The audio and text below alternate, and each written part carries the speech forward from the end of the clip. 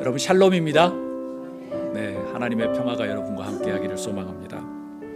요한계시록에 등장하는 소아시아 7교회 중에서 오늘은 세 번째 교회 버가모 교회입니다. 첫째 교회는 에베소 교회였고요, 두 번째 교회는 서머나 교회입니다. 에베소 교회란 이름을 많이 짓는 데는 없는데 서머나 교회라고 이름을 짓는 교회는 많습니다. 왜냐하면 서머나는 하나님의 책망을 거의 받지 않고 아주 칭찬을 받은 교회였기 때문에 그렇습니다. 오늘은 버가모 교회입니다. 성지 순례를 가게 되면 이런 코스로 가는 경우가 있더라고요. 이태리로 내려서 그리스로 가서 그리스에서 쭉 올라가 가지고 저쪽에 우리가 지금 수요일 날 보고 있는 빌립보를 거쳐서 터키, 아시아로 지나가는 거죠. 그래 가지고 쭉 내려오면서 저쪽에 에베소 위에 어디죠? 서머나, 그리고 중간 사이에 그쪽이 지금 버가모가 있는 곳입니다. 버가모는 항구 도시가 아니에요. 그 다음 사진 보여주세요. 네, 이제 이해되시죠? 아시아로 넘어와서 버가모, 서머나, 에베소로 이렇게 올라갑니다. 버가모는 내륙 지방이죠. 그래도 그렇게 멀지는 않은 편이죠. 그 다음 사진입니다. 이게 버가모 교회입니다. 1900년이 되었는데 이렇게 남아 있다는 게 1900년인지 1800년인지는 모르지만 그때 당시 이런 건물을 지었다는 것 자체가 참 대단하죠. 예. 벽돌로 이렇게 지었다는 건 참 대단한 것 같아요. 버가모의 이름이 참 흥미롭습니다. 아마 여러분도 많이 들어봤던 거예요. 여러분들 중에 조금 페르가모라고 많이 들어보셨죠. 브랜드 이름 페르가모, 사람 이름이죠 원래. 그 헬라어로 페르가모, 그 페르가 이중이라는 뜻이에요. 그리고 가모스가 결혼이라는 거예요. 그래서 이중 결혼이라는 의미예요. 가모스의 어근인 감은 연합하다라는 뜻이에요. 그러니까 세상의 권력과 합치되었다라는 뜻이에요. 그러니까 페르가모스, 페르가모 이런 뜻이죠. 이른바 페르가모는 그때 당시 황제 숭배에 아주 꽃이 피었던 아주 대단한 도시예요. 또한 페르가모는 헬라풍의 도시라서 아주 멋지대요. 서머나에서 80km 북쪽에 자리하고 있고 또 에게에서 24km 정도 떨어진 내륙 도시래요. 네, 정말 멋있죠. 침략을 방지하기 위해서 산 위에 지은 거예요. 1900년이라 거의 2000년 전이죠. 왜냐하면 알렉산더 대왕 때부터 헬라풍의 도시를 만들었고 그 다음에 로마가 점령하면서 엄청나게 번영을 했던, 지금도 투르기아의 3대 도시 안에 드는 곳이니까. 저 산꼭대기에다 저렇게 지었다는 게, 저 밑에 보이시면 저게 뭐냐면 극장이에요. 그때 당시 극장, 사람들을 모아놓고 이야기를 해야 되겠다고 하는 사고가 참 대단한 거죠. 로마 제국 시대는 아시아의 수도라고 이야기할 정도로 문화와 의학의 도시로 일컬어졌어요. 그래서 버가모에는 유명한 것이 딱 2개가 있는데 제가 뽑은 유명한 것, 첫 번째, 이게 무엇일까요? 사진이죠. 유메네스라고 하는 도서관입니다. 1900년, 거의 2000년 전에 도서관이 있었어요. 책이 몇 권이었을까요? 그때 당시 표지로 만든 책인데 따라해 볼까요? 20만 권.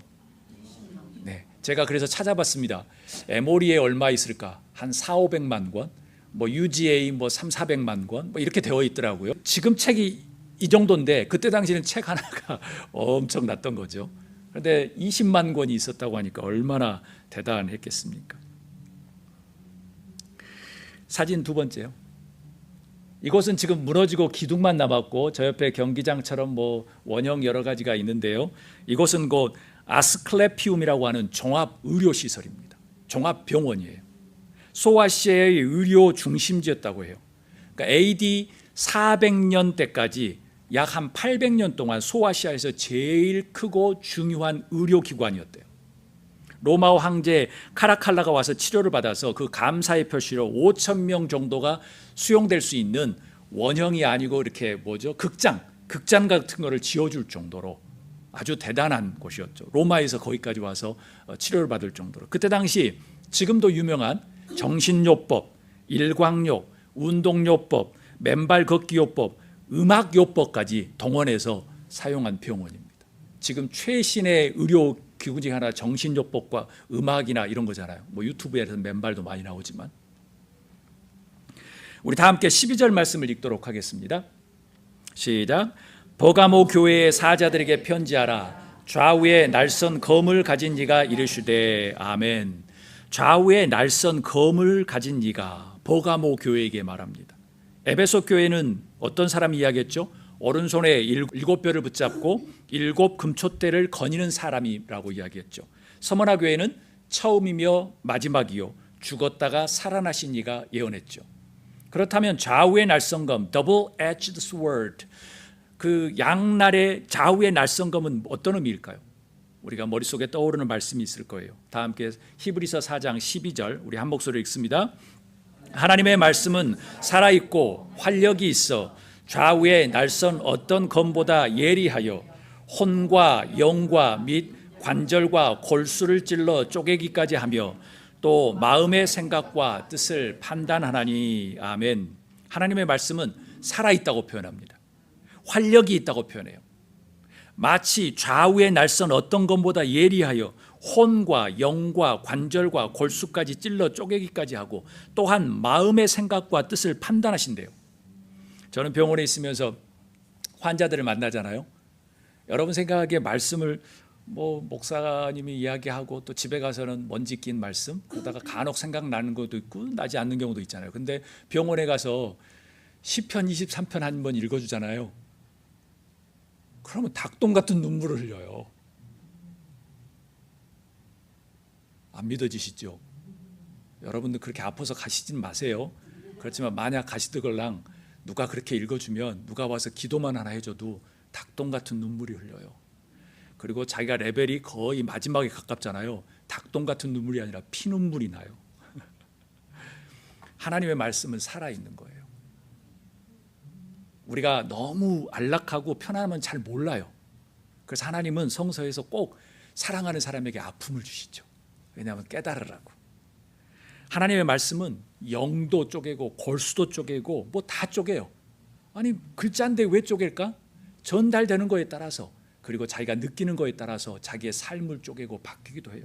사랑하는 여러분, 하나님의 말씀 좌우의 날선 검보다 예리합니다. 보이는 것과 보이지 않는 것을 찔러 쪼개고 판단합니다. 에베소서 6장 17절 말씀 다 한 목소리 읽습니다. 구원의 투구와 성령의 검 곧 하나님의 말씀을 가지라. 아멘. 구원의 투구와 성령의 검이라고 말합니다.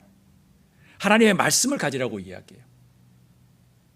지금은 하나님의 말씀이 성령의 검이라고 이야기하면 여러분들하고는 너무 올드스쿨처럼 느껴질 수 있을 겁니다.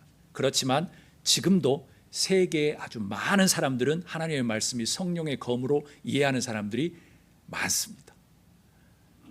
어느 나라는 교회에서 예배하는 것이 제일 재밌는 나라들이 지금도 많습니다. 제가 어렸을 때 교회가 제일 재밌었던 것처럼 지금도 아프리카의 몇 나라들은 주일날 제일 재밌는 게 예배 드리는 것입니다. 그 사람들에게는 성령의 검이겠죠. 왜요? 잘못하면 화형당할 수도 있어요. 폭탄 테러 당할 수도 있습니다. 예배하는 것 때문에. 우리에게는 먼 이야기처럼 들리지만 지금도 그렇게 대단하다는 거예요. 왜 하나님의 말씀이 예리한 날선검으로 비유할까요? 왜 그럴까요? 사랑이라고 표현해도 되잖아요. 위로, 평화, 확신, 기쁨 이렇게 많은데 왜 검이라고 표현했을까요? 이를테면 다윗이 기록한 시편 119편 105절처럼 한 목소리 읽습니다. 주의 말씀은 내 발의 등이요 내 길의 빛이니이다. 이런 멋진 말도 있는데 왜 성령의 검이라고 이야기했을까요? 예리한 날섬검과 다른 의미잖아요. 내 발의 등이요 내 길의 빛이니이다. 얼마나 시적이에요. 얼마나 멋져요. 여러분에게 하나님의 말씀은 어떤 모습으로 경험되었습니까? 먼지 낀 책, 어렸을 때 지겹도록 들었던 것, 아이고 아내가 날마다 이야기하는 지겨운 것, 남편이 올곧게 하려고 하는 지겨운 것, 그런 것인가요? 위의 두 가지의 비유를 통해서 알 수 있는 것은 신앙인이 처한 상황과 환경에 따라서 말씀이 다르게 경험되고 다가온다는 거예요. 같은 말인데 어떤 사람에게는 생명과 같이 정말 진저리가 날 정도로 힘든 경우도 있겠지만 목숨을 걸고 붙들어야 되는 그런 말씀도 있다는 거예요. 상황과 받아들이고 하는 사람들의 마음에 따라서 이 활자로 전해된 말씀이 다르게 다가온다는 것입니다. 그렇다면 버가모 교회가 어떤 상황과 환경에 처했기 때문에 이 말씀을 하셨을까요? 이 버가모 교회가 처한 환경을 알게 되면 왜 요한 사도가 성령의 검이라고 말했는지를 우리는 이해할 수 있습니다. 그러면 그 상황 속으로 들어가 보도록 하겠습니다. 13절 말씀 다음 목소리로 읽습니다. 네가 어디에 사는지를 내가 아노니 거기는 사탄의 권자가 있는 데라. 네가 내 이름을 굳게 잡아서 내 충성된 증인 안디바가 너희 가운데 곧 사탄이 사는 곳에서 죽임을 당할 때에도 나를 믿는 믿음을 저버리지 아니하였도다. 아멘. 아멘. 상황이 이해되시죠? 어떤 상황인지. 요한 사도는 네가 어디에 사는지를 내가 잘 알고 있다고 표현합니다. 오늘의 말씀의 제목이 여기서 출발합니다. 나는 어디에서 살고 있는가라는 말씀의 제목이에요. 여러분이 현재 어디에 살고 있습니까? 나름 남들이 살고 싶어하는 애틀란타. 따뜻하고 자연재해도 많이 없고 조금 덥기는 하지만 뭐 이런 곳. 직항도 있고 여러 가지 좋은 먹고 싶은 거 다 먹을 수 있고. 예전에는 어디서 살았나요? 내가 어디에 사는지를 내가 알고 있다라는 말에서 저는 두 가지 느낌을 받았습니다. 첫 번째는 위로의 말이었습니다. 내가 어디에 살고 있는 것을 내가 잘 안다라는 그 요한 사도의 말은 위로의 말이었어요. 이를테면 내가 사는 곳이 참 힘들겠다, 참 고생이 많다, 어려울 텐데 조금만 고생하자, 이해해라는 그런 느낌으로 받아들였어요. 이심전심과 같은 그런 위로로 느껴졌어요. 두 번째 저에게 느낌이 오는 것은 이거였어요. 네가 어디에 살고 있는지를 잘 알고 있느냐라는 거예요. 네가 어디에 살고 있는지를 잘 알고 있느냐라는 질문. 조금 진중하고 좀 철학적인 질문이에요. 이를테면 네가 살고 있는 것이 어떤 곳인지, 어떤 역사를 가지고 있는지, 현재의 흐름은 어떤 것인지 잘 파악하고 살고 있느냐라는 거예요. 그런 의미에서 저는 이 두 개의 성경 구절이 떠올랐습니다. 우리 다음 목소리로 로마서 12장 읽도록 하겠습니다. 너희는 이 세대를 본받지 말고 오직 마음을 새롭게 함으로 변화를 받아 하나님의 선하시고 기뻐하시고 온전하신 뜻이 무엇인지를 분별하도록 하라라는 말씀이에요. 이 세대를 본받지 말라고 표현합니다. Do not conform to the pattern of this world. 이 세상을 다 본받지 말라는 게 아니고요. 우리가 이 세상에 살고 있는데 본받고 받지 않고의 그 문제가 아니라 성경에서는 이 세상의 패런, 이 세상의 라이프 스타일, 이 세상이 추구하는 것들, 그것들을 본받지 말라고 이야기해요. 내가 어디에 사는지를 내가 아노니라고 하는 요한 사도의 말과 어떻게 결이 다른가요? 누가복음 12장 말씀 한 목소리 읽도록 하겠습니다. 또 무리에게 이르시되 너희가 구름이 서쪽에서 이는 것을 보면 곧 말하기를 소나기가 오리라 하나니 과연 그러하고 남풍이 부는 것을 보면 말하기를 심히 더우리라 하나니 과연 그러하니라. 56절 외식하는 자여 너희가 천지의 기상은 분별할 줄 알면서 어찌 이 시대는 분별하지 못하느냐. 어찌 이 시대는 분별하지 못하느냐. How is that you don't know how to interpret this present time? 여러분 어떻게 이해하십니까? 무릎이 쑤셔 비가 올 것 같아. 이것은 잘 알면서 왜 이 시대를 분별하지 못하느냐라고 지금 말씀하시는 거예요. 누가 말했냐면 예수님이 말씀하시는 거예요. 요한 사도의 말을 기억하십시오. 네가 어디에 사는지를 내가 안다. 네가 어디에 사는지를 내가 안다. 그리고 그 다음 말씀이 뭐죠? 사탄의 권자가 있는 데라라고 표현합니다. 왜 사탄의 권자가 있는 데라, where Satan has his throne이라고 표현했을까요? 사도 요한은 버가모라는 도시 안에 우상 숭배가 너무나도 많았다는 것을 잘 알고 있었습니다. 그곳에 사탄의 권자였던 하드리아누스 신전도 있었고요, 제우스 신전도 있었고요, 술의 왕, 술의 신전 디오니소스 신전도 있었고요, 트라이아누스 신전도 있었고요, 농업, 풍요, 결혼의 신 데메트르 신전 등 셀 수 없을 정도로 많은 신전이 있어요. 이것보다 더 많은데 제가 적고 읽기가 힘들어서 이 정도입니다. 동시에 더 무서운 것은 로마 황제 아우구스도를 위한 신전이 있었어요. 그것도 로마 황제가 처음으로 지은 황제 숭배를 위한 신전이 그 도시에 있었어요. 우상 숭배의 도시라고 해도 과언이 아닌 곳이죠. 혹시 나는 어디에서 살고 있는가라는 질문을 우리가 사는 도시, 우리가 사는 미국으로 한번 바꿔보면 어떨까요? 내가 날마다 거니는 거리, 그리고 우리가 날마다 속해 있는 공동체, 그리고 사회, 우리가 살고 있는 도시, 그리고 국가를 바라보며 이런 질문을 해보면 어떨까요? 나는 어디에서 살고 있는가라는 질문은 어떤 의미가 있을까요? 우리 한 목소리를 읽도록 하겠습니다. 이 세대를 본받지 않기 위해서, 이 시대를 분간하기 위해서 필요한 질문입니다. 요한 사도가 우리에게 물었지만 우리가 날마다 이 질문을 해야 되는 거예요. 왜요? 이 시대를 본받지 않기 위해서, 이 시대를 분간하기 위해서 필요한 질문이에요.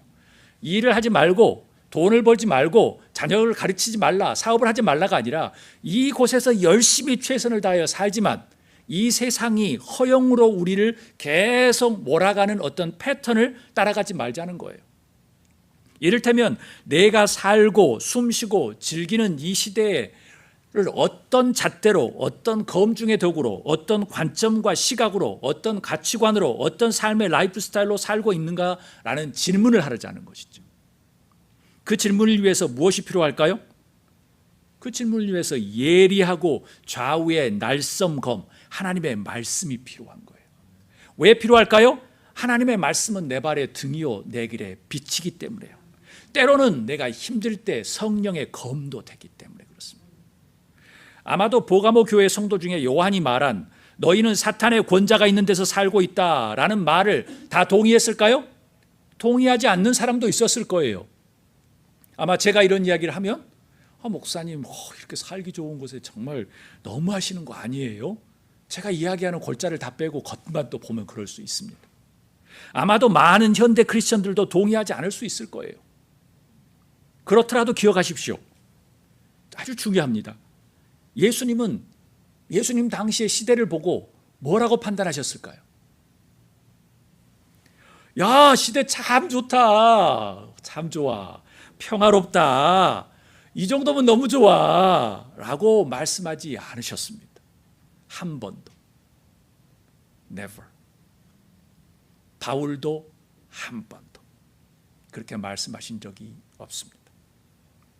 세상이 너무 힘드니 수고하고 무거운 짐진 자들아 두려워 말고 나에게 오라 걱정하지 말라라고 예수님은 계속 이야기하셨어요. 우리를 위로하려고 말씀하셨어요. 세상 참 좋아. 야, 세상이 말하는 대로 살아. 그렇게 해야지 살아. 좋은 거야. 라고 말씀하신 적이 없어요. 바울도 그렇게 말씀하신 적이 없어요. 만약 우리도 현 시대를 향해서 문제 없어. 좋은 것 같아. 라고 하면 어떤 결론이 나올까요? 빤한 결론이 나옵니다. 예수님이 다시 오실 필요가 없는 겁니다. 하나님의 나라가 무의미한 겁니다. 예배가 무의미하게 되는 것입니다. 그런 의미에서 나는 어디에서 살고 있는가라는 질문은 어떤 의미를 가질까요? 우리 한 목소리를 읽도록 하겠습니다. 현 시대를 향한 내 자신을 향한 하나님의 시선에 집중하는 것입니다. 저 사람만이 아니고요. 내 가족만이 아니라 내 사업터가 아니라 내 자신과 그리고 내 공동체와 현 시대를 향한 하나님의 시선은 어디를 향하고 있는가라는 집중하는 것입니다. 두 번째 읽어보도록 하겠습니다. 예리하고 날섬공과 같은 하나님의 말씀으로 이 시대를 바라보려는 노력입니다. 이 시대를 하나님의 말씀으로 바라보는 거예요. 하나님께서 이 시선을 어떻게 하고 계신지를 바라보는 거예요. 사랑하는 여러분, 여러분이 살고 있는 도시를 예리하고 날선검으로 바라보실 수 있기를 주의 이름으로 축복합니다. 13절 우리 마지막으로 한번 읽어보도록 하겠습니다. 내가 내 이름을 굳게 잡아서 내 충성된 증인 안디바가 너희 가운데 곧 사탄이 사는 곳에서 죽임을 당할 때에도 나를 믿는 믿음을 저버리지 아니하였도다. 아멘. 아멘. My faithful witness. 너무나도 멋진 표현이에요. 사탄의 권자가 있는 도시에 살고 있는 버가모 교회를 향해서 요한 사도가 지금 칭찬하는 겁니다. 내 충성된 증인 안디바가 있었다고 칭찬해요. 대표적으로 그의 이름을 말했지만 교회의 전체적인 흐름이 다 그렇게 충성된 종이었다는 거예요. 한 명만 그렇고 나머지가 문제였으면 언급을 했겠죠. 사랑하는 여러분, 그러면 어떻게 충성된 증인이 되었을까요? 성경에 나와 있습니다. 네가 내 이름을 굳게 잡아서 Yet you remain true to my name이라고 이야기합니다. 무엇을 굳게 잡았다고요? 예수님의 이름을 굳건히 붙잡았다고 표현하는 겁니다. 구체적으로 버가모 교회를 향한 예언으로 본다면 좌우의 날성검인 하나님의 말씀을 굳게 잡았다라고 하는 것이 옳은 표현입니다.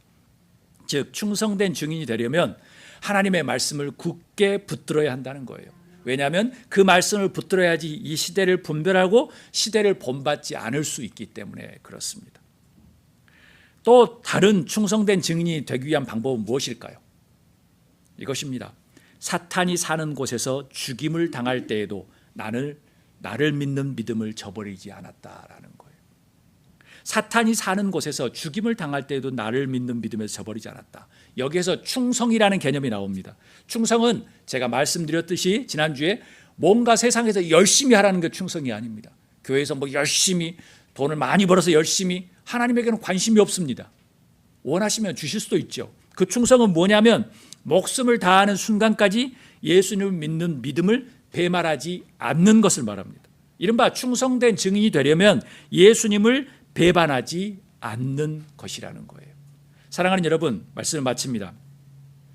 여러분은 어디에서 지금 살고 계십니까? 지금 평안하십니까? 힘드십니까? 우리가 살고 있는 도시가 어떤 곳인지, 어떤 흐름을 가지고 있는지를 잘 알아야 합니다. 힘든 도시에서 살아가는 신앙인이기 때문이에요. 먹고 살기 참 쉽지 않습니다. 어렵지요. 점점 더 그럴 것입니다. 이제는 AI라는 녀석이 또 우리를 괴롭힙니다. 어떤 직업이 없어진다네, 새롭게 태어나는데 시간이 걸린다네, 적응하려면 또 힘들다네. 우리 너무나도 많이 힘든 세상입니다. 힘든 도시에서 정말 힘든 삶을 살고 있습니다. 또 하나님의 신앙으로 무엇인가 이 도시를 잘 알기 위해서는 바로 날성검 하나님의 말씀이 필요합니다. 한 주간도 하나님의 말씀으로 우리가 사는 도시와 라이프 스타일을 또 돌아보고, 만약 수정할 것이 있다고 하면 다시 고치고, 위로가 필요하다고 하면 하나님의 얼굴을 구하는 여러분이 될 수 있기를 주의 이름으로 축복합니다. 하나님 앞에서 신앙을 저버리지 않고 시대를 분별하여 승리하는 여러분이 되기를 소망합니다. 시대의 흐름이 좋을 때도 있지만 대부분은 좋지 않을 때가 많습니다. 거기서 우뚝 서십시오. 그리고 여러분의 신앙을 붙드십시오. 하나님께서 여러분들을 도와주실 것이라고 믿습니다. 다 같이 이 말씀을 생각하면서 한번 기도했으면